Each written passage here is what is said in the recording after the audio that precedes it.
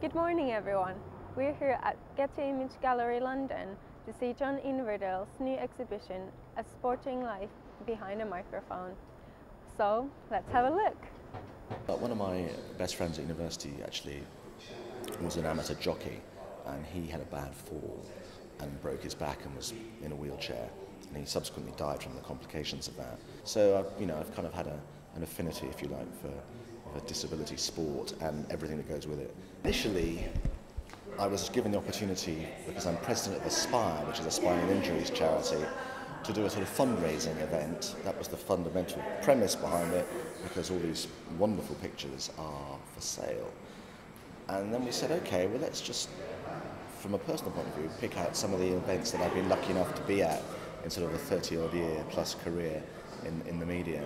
And so I then had this fantastic task of looking at thousands and thousands and thousands of pictures and picking, no, that one gets reject, that, oh, I'll cut that one back. And then eventually I came up, we said we'd have 50 pictures that were just moments that meant something to me, but also which had hopefully quite good stories about them, of complete insanity, and decided to go into the water, roll up his trousers and try and hit the ball which was submerged in the water.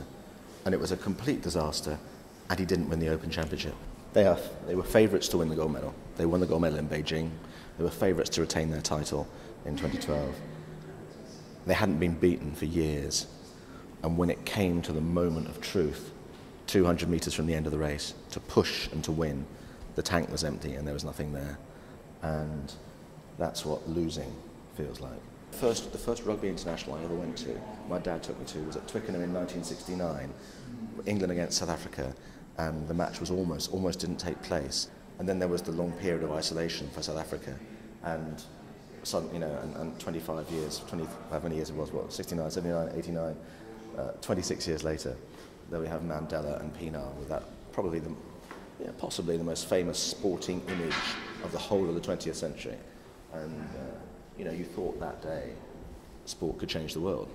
We know now it can't, because that day, when you looked around you and saw 80,000 people in Ellis Park, you thought the world at this moment is a better place as a result of sport, and that's a pretty good memory.